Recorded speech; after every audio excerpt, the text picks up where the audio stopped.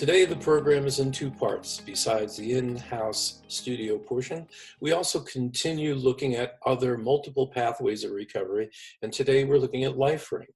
LifeRing Secular Recovery provides an abstinence-based, non-12-step program where people can get together either face-to-face or meetings online or email groups to talk about recovery from alcohol and drug use. LifeRing Secular Recovery, also called LSR, is a nonprofit organization providing peer-run addiction recovery groups. The organization provides support and assistance to people seeking to recover from alcohol and drug addiction. And they also assist partners, family members, and friends of those who are affected.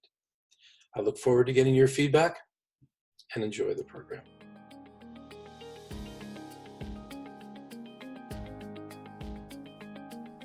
Well, hello again and welcome to another episode of Addiction Got a Minute?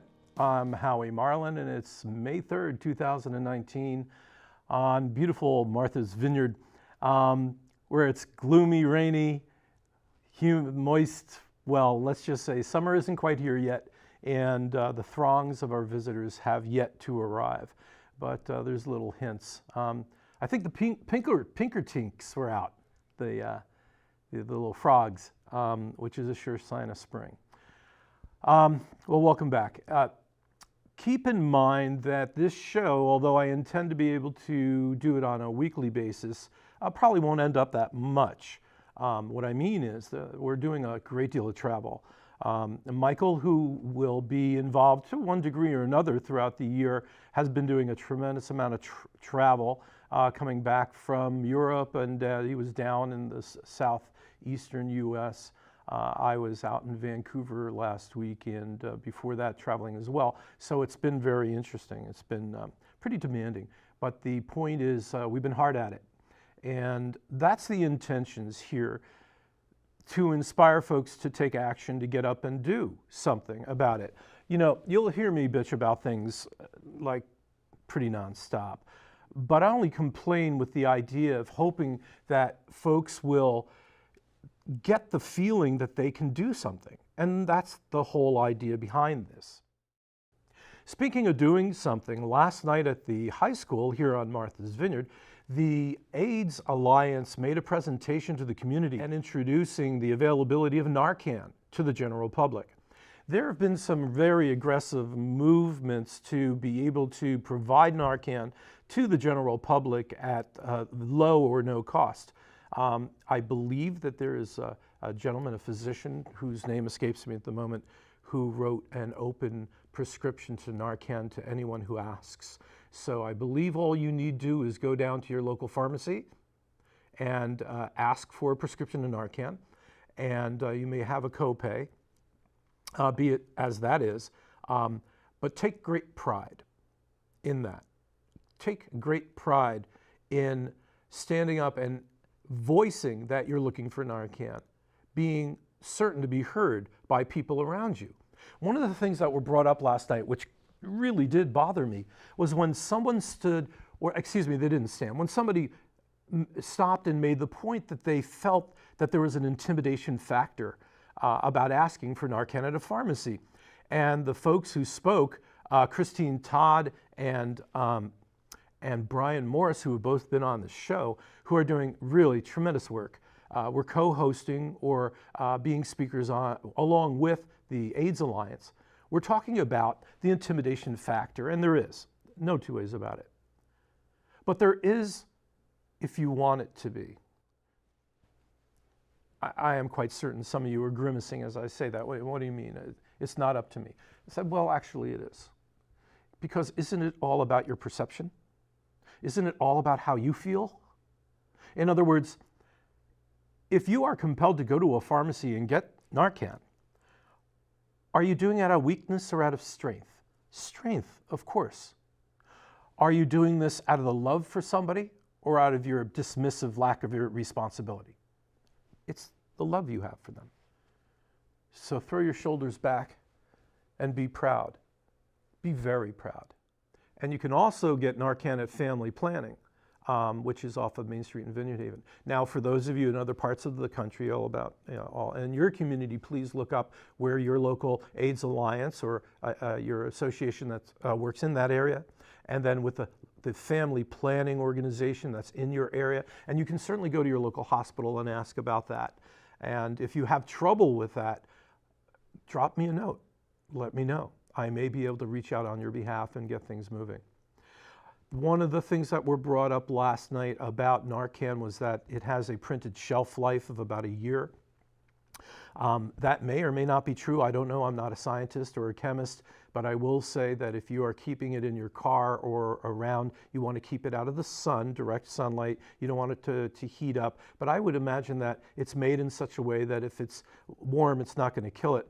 And if you need to use it, of course, you use it. So to give you a bit of an update as to what's going on with my adventures on the West Coast, I've teamed up with Patty Pike and now working directly with interventiontrainings.com. The purpose of this organization is to educate and inspire staff and the public about the power that they have to provide assistance in the field. And what I mean by that is there are certainly times when you need a trained professional, when you need someone who is very adept at doing the dance because of their experience, the skill set that they've acquired through their training and the supervision and guidance of their peers to allow them to be able to address the needs of the family and the folks involved, of course, the loved one, when going through the process.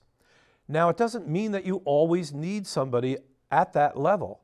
Matter of fact, most of the time, these things that we call interventions can be done by people in a rather benign and rather comfortable way.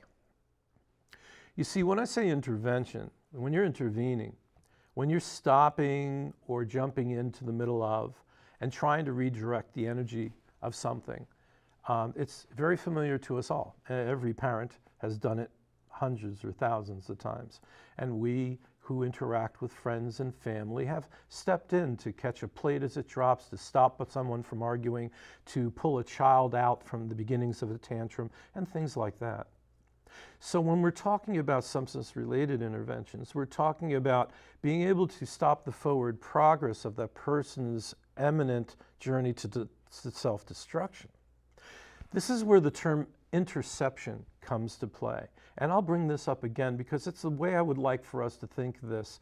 Instead of the term intervention, which has connotations which are uncomfortable, I would hope, or I do hope, to turn that around a little bit, because it's been my experience that the efforts that I've done have been with nigh on over mostly everyone with smiles, with love, with appreciation, with support, with the folks who we gathered to meet for really loving the fact that people came together to do this and really appreciative of the effort and now benefiting from that effort. After all, being an addict isn't fun.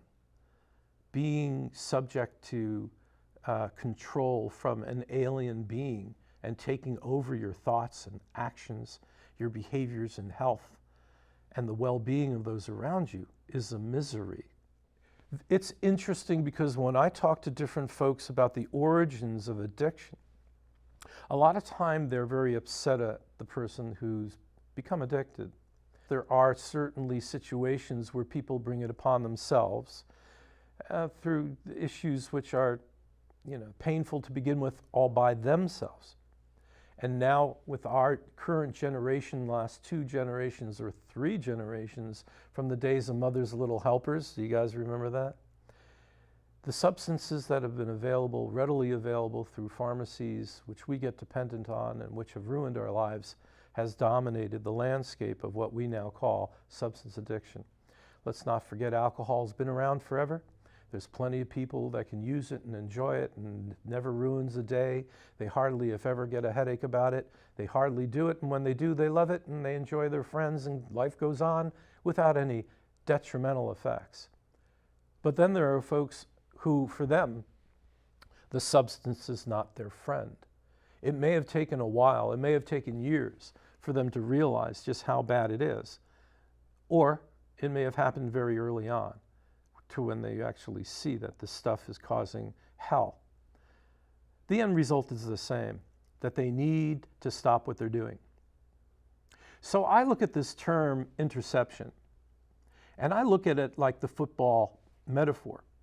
You have a progress of this individual towards their goal of imminent demise. It's not their intended goal.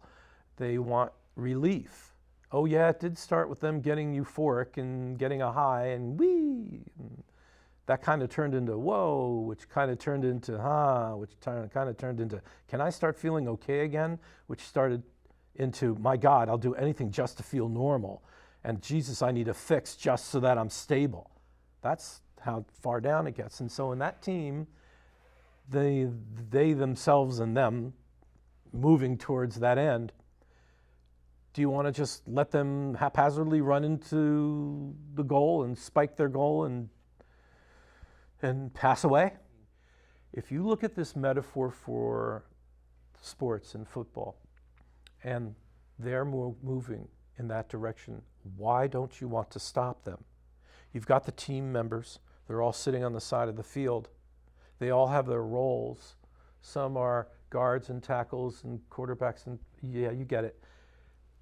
So let's get them organized. Let's get them on the field. That's calling the team, the network. And let's strategize how to make it happen. That's the game plan. That's calling the shots. That's calling the plays. And as the other team, the person who's affected, is essentially trying to march their way, you're facing them and trying to impede their progress. And you're trying to keep them from continuing the march to their death.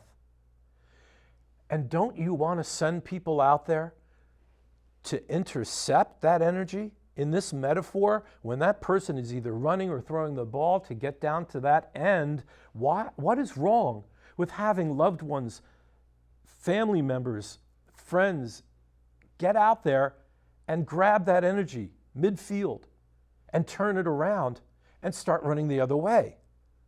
You with me? It works. Because as you're turning it the other way, that team member is with you. The metaphor gets muddy because in the sports thing, of course, it's different. But we're talking about helping them now carry the ball to the other goal, that goal of sanity, of living life in a healthy way. Think about this for a while. Yeah, there's lots of loose ends, and I haven't perfected it. I haven't really thought too much about it, other than the fact that it makes sense. And when I talk to people, I use that metaphor with the hopes that they'll be able to grasp the idea of getting the team together. And one of the other things which makes a great deal of sense is identifying the players, the roles that these people will initiate during this event. And this is where, when I talk to you about being able to do this yourselves at work, at home, at school, at church, this can be done comfortably, without any confrontation whatsoever, without any surprise whatsoever. We're not really talking about the kind of things which are going to be offensive. We're talking about the kinds of things which are going to be invitational. And you're doing it out of love. You're doing it out of the strength for them. So with all that in mind, I step back into the thought of, what if we were to make presentations to organizations for all of the staff to learn about the process and the power of the role they play? Now, there's a term called the milieu, and when in medical parlances, the milieu is the environment that the staff and facility impact on the client. This would be so much as, are the hallways lit well? Is the paint attractive? Is it a comfortable environment? Are the service staff comfortable in their space, in their role, engaging people? Are the support staff inviting and supportive? Are the clinical staff, of course, playing their role cohesively as a team? So the milieu, the environment, is critically important. Now, the milieu of a work environment, very clear cut, there are roles to play. You walk in the building, there are things that happen there. But also in this structure, it starts at the parking lot. It starts with the parking agent and whether they greet you nicely and start the day. Or if they're service personnel, engineers that are cleaning or maintaining the property, are they engaging and smiling? You know that there are organizations like this who train people to be just this way. And you know the impact of that. Look at these major organizations, whether they be Google or the larger organizations which have really adopted the value and the virtue of the milieu. I mean, look at Amazon. I mean, they make cities, literally, of this philosophy. What's nice is, I think I've touched on something where you can understand it really can work. So let's do this. Let's offer open invitations for a training and intro 101 to what these interventions, interceptions can be like. We'll talk about the different philosophies. We'll talk about the theorists, the originators, and then the specialists who have grasped the virtue of approaching it under different circumstances, how effective they ultimately have proven to be. And we'll share what can be done by people who understand how to stay in their lane, which is critically important. So for people who are professional recovery coaches, for people who are professional interventionists, for people who are professional clinicians, their view of the world of their environment is really based on so much supervision, experience, guidance, support, and them able to look at the broad landscape, over identifying areas of expertise that they're aware of, areas which they're not well equipped to address, and knowing resources who will be able to address them. Knowing when they are outside their league, when they are outside their lane. And in this Training 101, Intervention Skills and Trainings 101, we cover just that. What you are capable of doing, what you are able to, how you're able to affect change, and to what degree, until you need to call on someone of a higher pay grade, someone with more experience. So if you're working in an institution, an organization, an environment where there are people who are engaged in life, liberty, and the pursuit of happiness, and imbibe every now and then, or have been subject to an injury and as a result have experience with taking pain medications, and those who have found themselves slipping down that sticky, horrible tar pit slope into dependence, you may be able to recognize when somebody is calling out for help. You may be able to see a change in performance, attitude, in attendance, in ability, as a result of our orientation, for you not to be not to hang a shingle as an interventionist, interceptionist, or any professional. Quite to the opposite. Go and do your work, and do your work well, with a more broad understanding of recognizing when there's a concern that you would bring to your supervisor, your employer, HR, not out of finger pointing, dime dropping, and being nefarious in any way or with bad intent. Quite to the opposite, very good intent, to be a lifesaver, to be a game changer. You know, for this to be effective in our culture, we're going to have to change our perception a little bit. As a kid, I can tell you that I grew up with never turning down a drug. It was pretty crazy. In my world, in the Jersey Shore in the 60s and 70s, it was a very mixed blessing. The age of Aquarius, and people were very advanced, forward-thinking, and the accessibility of these new substances, which were, on one hand, enlightening and would enrich your life. But the price to pay was beyond us at that time. Few knew that the subsequent after effects would be so devastating. Oh, I'm certain that quite a few of you did know. Don't get me wrong. After all, I was omni-focused on, when I was very young, I wanted to go to military school, just to prove how nuts I am. I wanted to learn to fly. I wanted the discipline. I didn't want the hanky-panky. I wanted guidance and support. And in my family system, that wasn't meant to be. But those of you that were in those structured disciplines know that there was much more going on and that we were certainly capable of recognizing it. But the mood of the day, it was the 60s, was very different. And so with that, it was very innocent.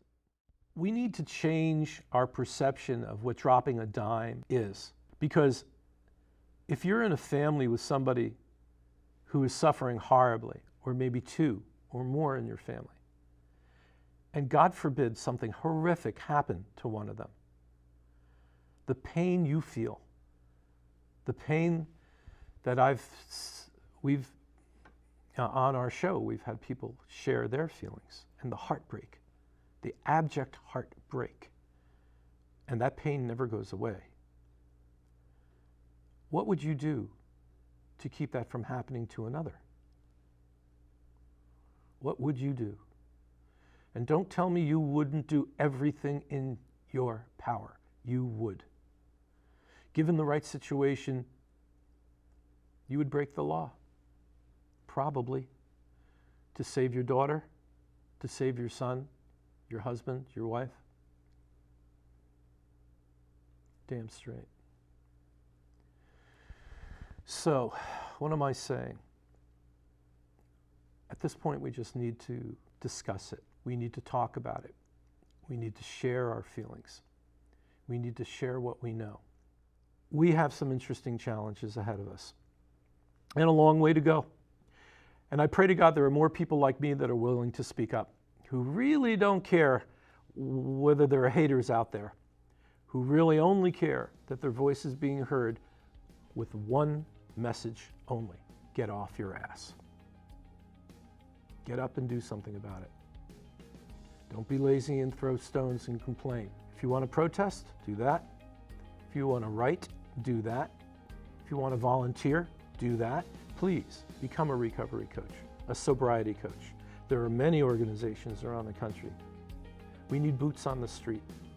So if you've tasted a little sobriety and you like it, and you would love to share that inspiration with those around you, go right ahead.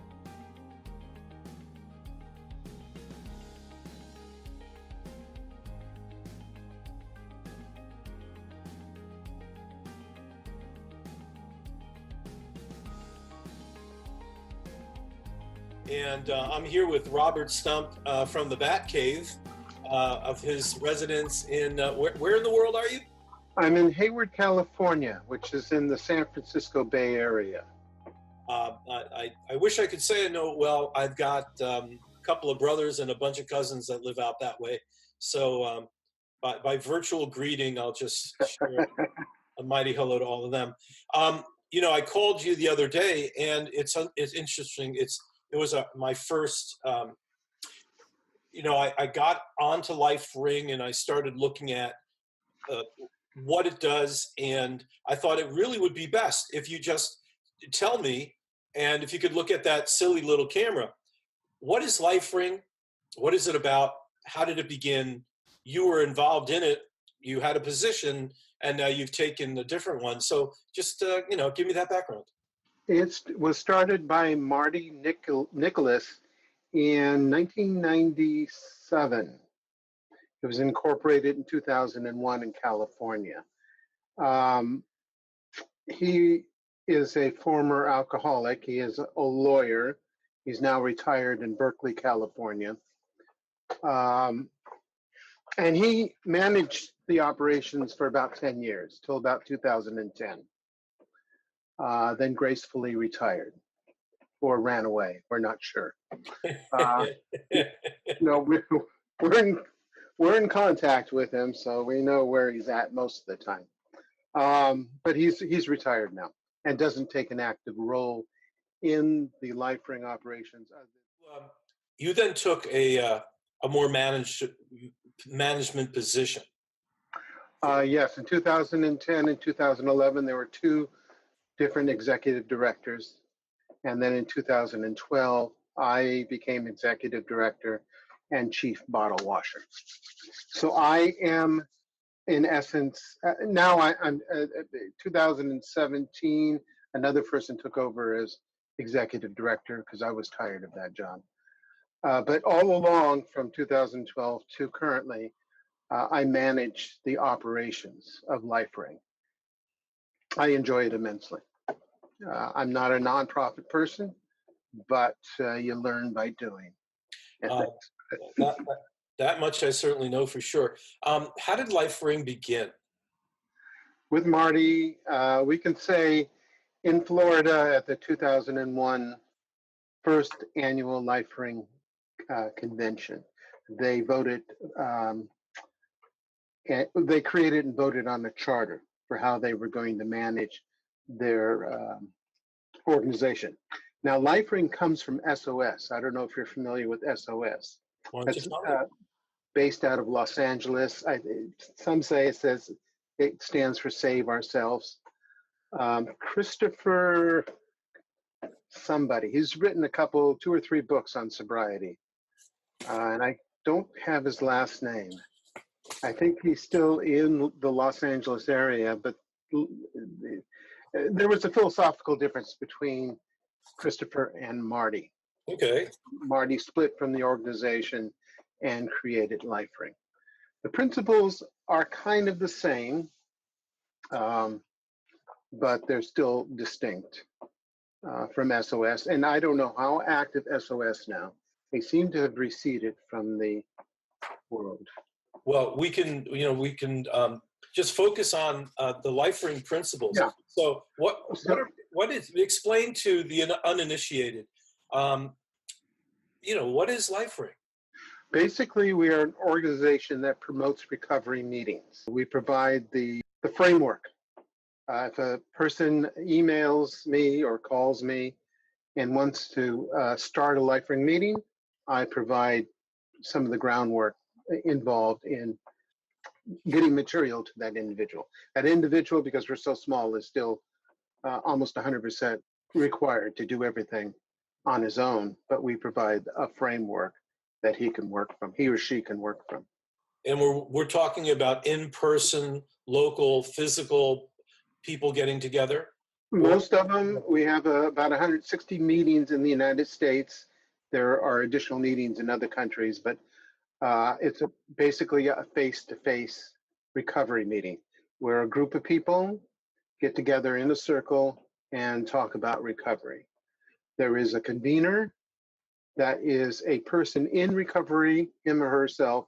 They have 6 months, they have to have minimum 6 months of sober time. And that's all that's required. We have no professional people involved in the organization. They advise us, we do have some advisors, but the actual organization is run by former addicts and alcoholics. And is it also available online? It's available online. We have online meetings at lifering.org. The portal to LifeRing is lifering.org. LifeRing being one word, no hyphens or anything. Yeah. We have online meetings. We also have email groups and a one-to-one e-pals, we call, for those people who don't want to engage in a group activity but want one-to-one dialogue with somebody. That is via email. I have heard of people communicating on a more intimate level in different ways. And using email, come on, it's the society, it's what we do, it's it's in our daily lives, and it makes a lot of sense. So that's very promising. One of the reasons why I wanted to talk with you is that there are so many people that have this intimidation factor with the traditional self-help groups. We all hear about when there's a small community and an AA meeting is held. It's supposed to be anonymous, of course, and within each of them, respecting each other's privacy, people do the very best that they can, of course. However, in a small community, you're going to run into each other, and it's difficult. Mm-hmm.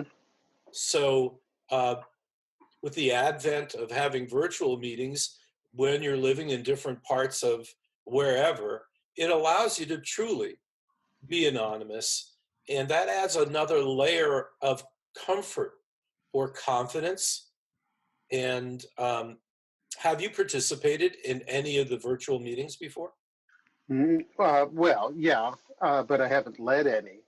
Um, and I'm not an online person in that sense of the word, so I don't engage it in all the time. But I do occasionally. We also have a video meeting. We have a meeting in the room, um, which is a website in the room, which has been in the past a traditional 12-step uh, meeting place.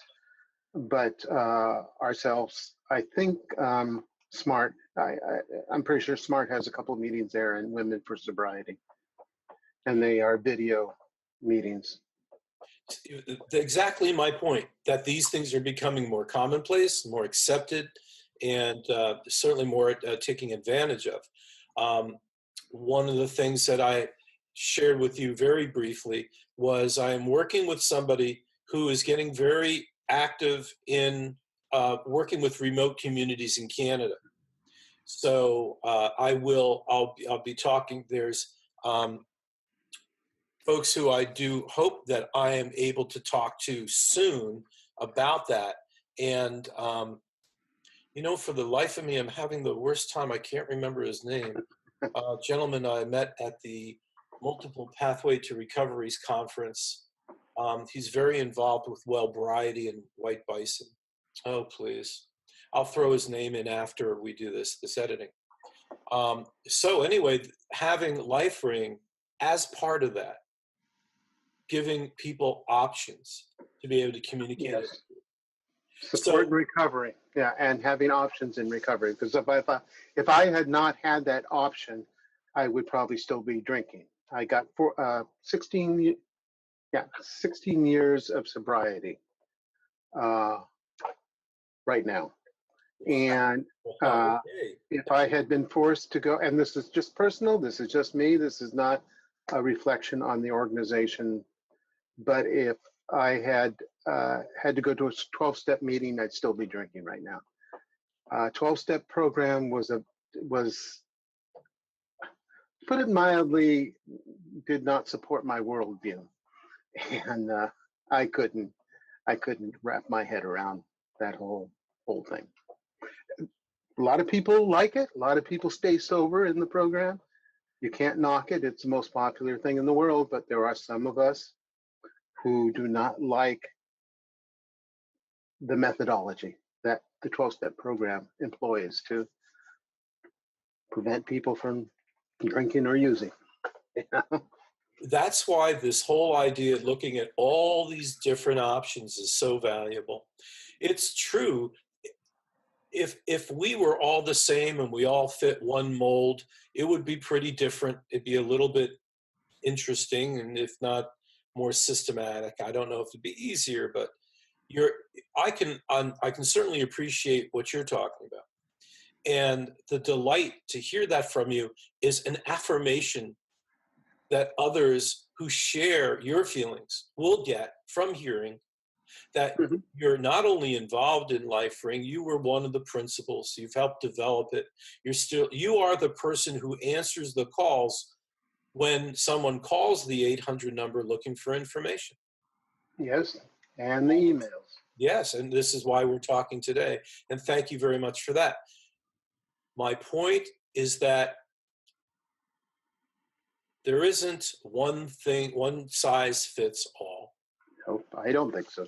So, with that in mind, it's great that the LifeRing exists. Now, even though you were not a leader, I just want you to walk me through, as in lightheartedly, what a virtual meeting is like, and the difference between a virtual meeting and an in-person meeting.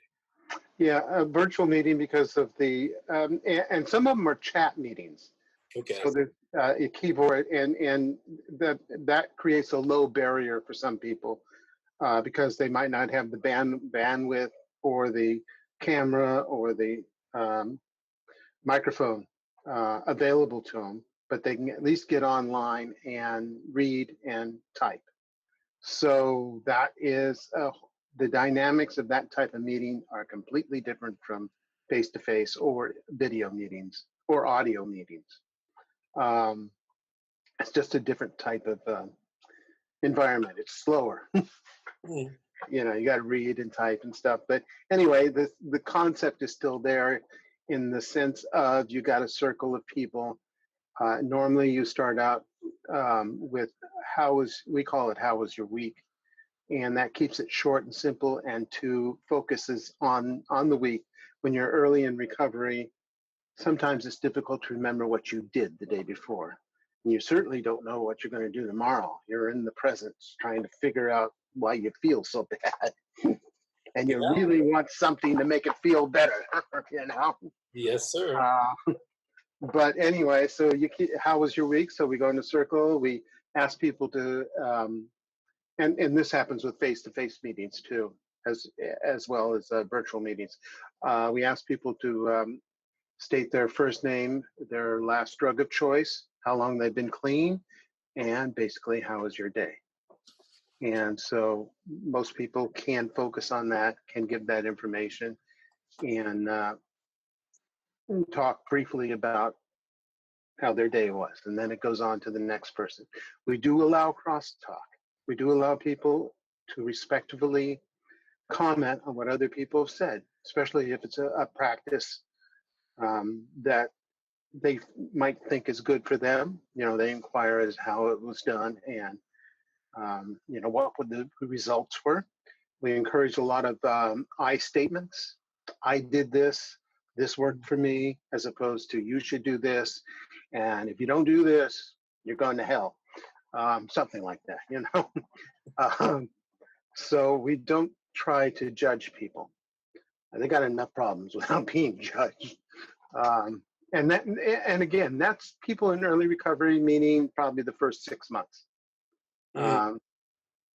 After that, then the dynamics, there are some meetings where there are people that have much more sobriety, and the dynamics in those meetings change, and they might go to topic meetings, or they might do a quick how was your week around the room and go to different topics or interests that people have that they want to talk about. So tell me, what is a topic meeting? A topic meeting can be it can be introduced by the convener or by one of a concern that might come up. I'm going to the movies tonight. I normally used to drink in the past, bring a bottle with me. How am I going to handle going to the movies and be sober? Stuff like that. You know, sometimes people they've had it. They've had to deal with it in the past, and sometimes they have suggestions as to how to go about it. Maybe the best thing to do is stay home. I don't know. So stuff like that, you know? Okay, so yeah, so these are interactive group discussions. Yeah, they're kind of, I don't know if you have the Kaiser program out in your area, or Kaiser hospitals stuff, kind of based on that. Now, I went through recovery at the Kaiser facility here in Hayward, Union City, 3 times in 10 years. So I went through a 90-day program. It was at night. It wasn't a residence program. It was something that you did. You work during the day and you can go there at night. But I did that 3 times in 10 years. But a lot of what they did there is similar. They have a therapist in the group, but the therapist would either select a topic that people would talk about, or the people would talk about their recovery to the therapist, and the therapist would make comments, etc.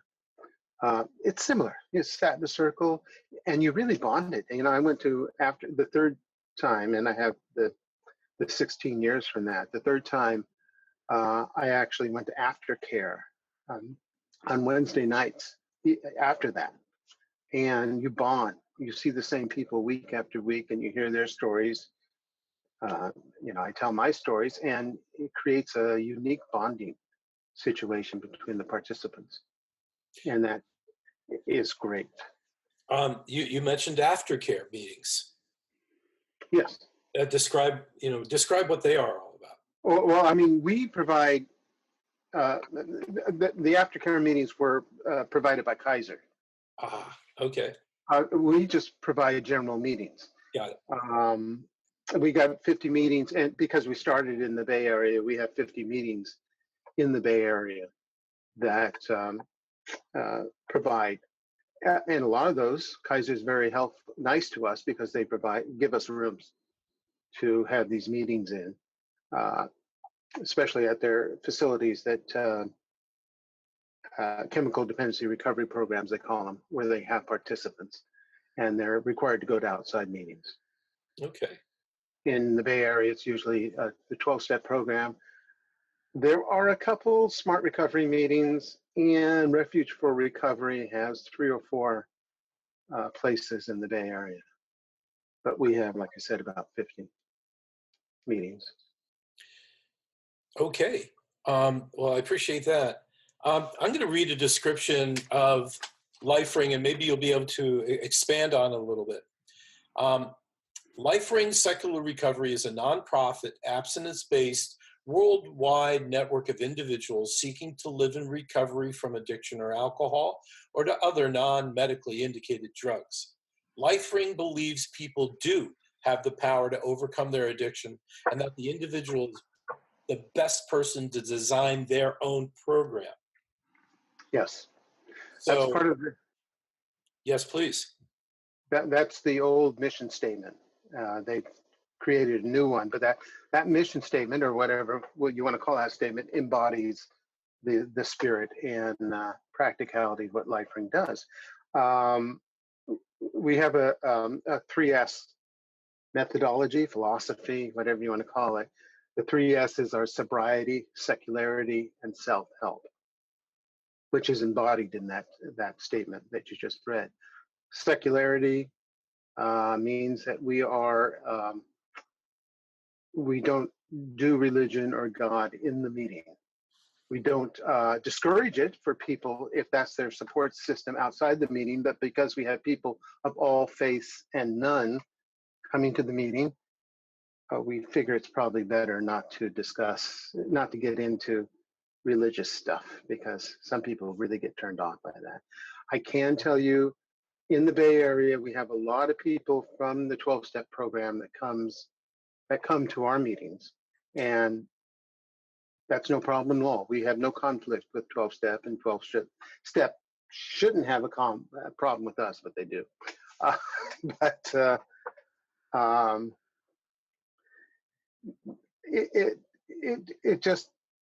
It shows that we're inclusive. We try to support everybody. Of course, the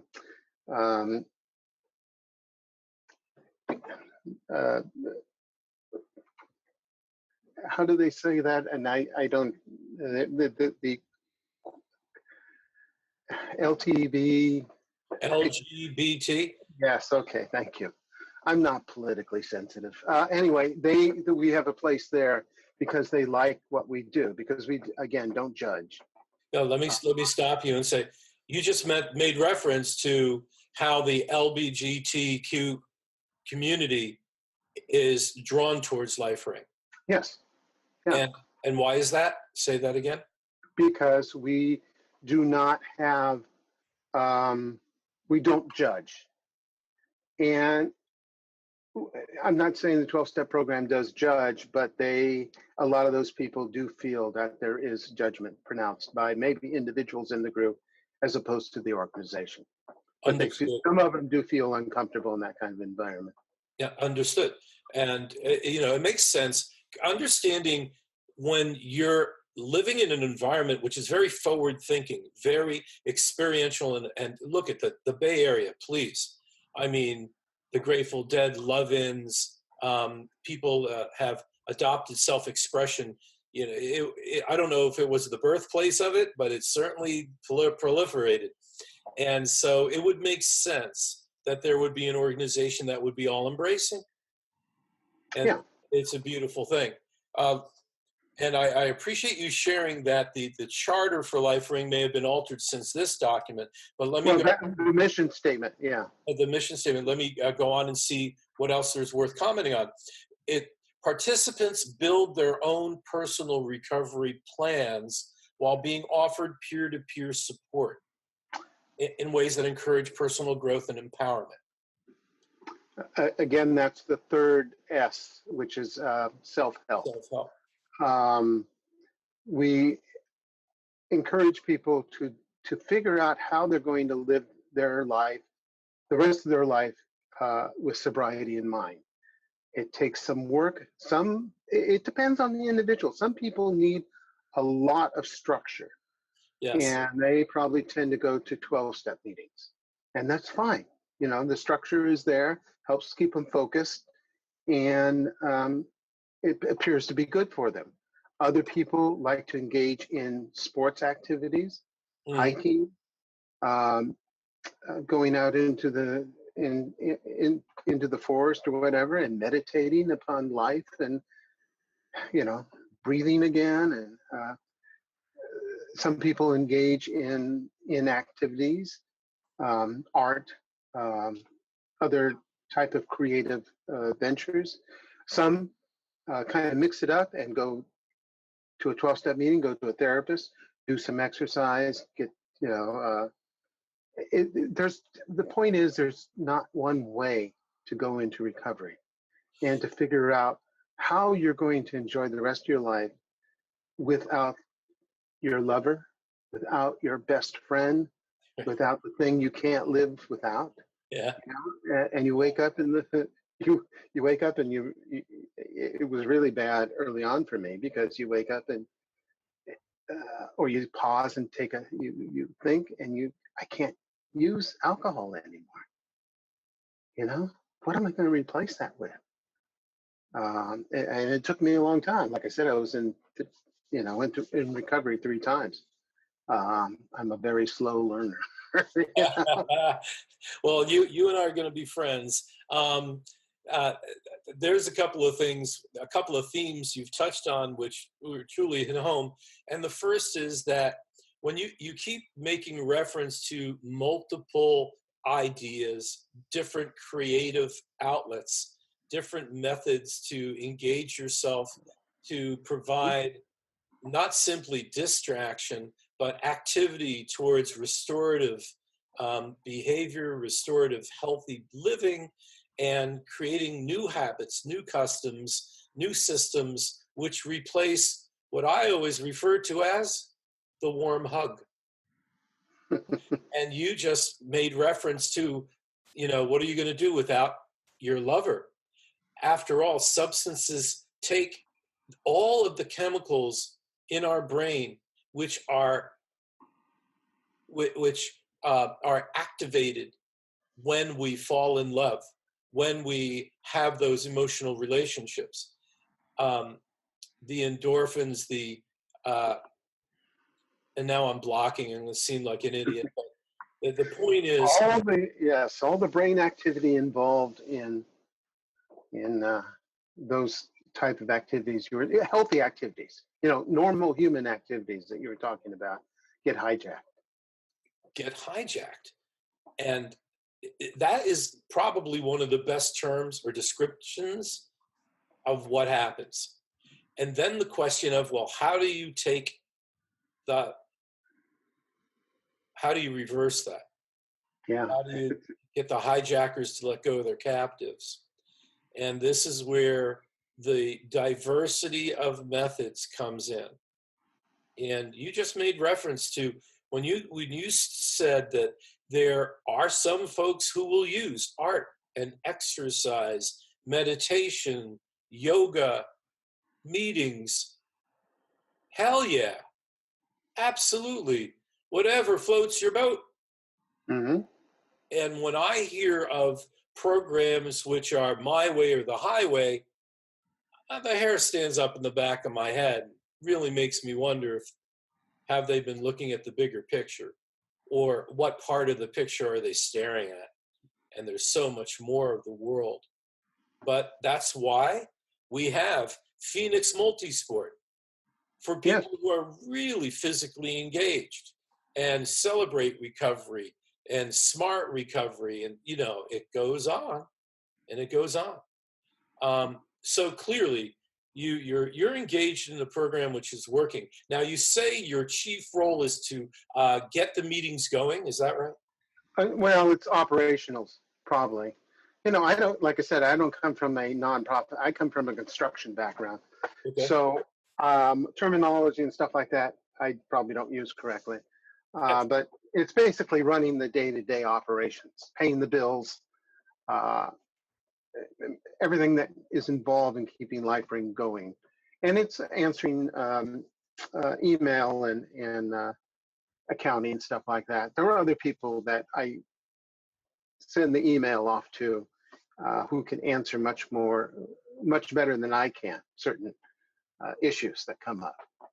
Oh, I just do the run of the mill stuff. Well, running after the mill can get you tired. So I'm sure that you're putting your shoulder into it. So, okay, for the uninitiated who are watching this and they go, well, this is interesting. How can do you have any YouTube videos for them to watch to get oriented? There are, but they're very few. They are linked on the website, lifering.org, under media.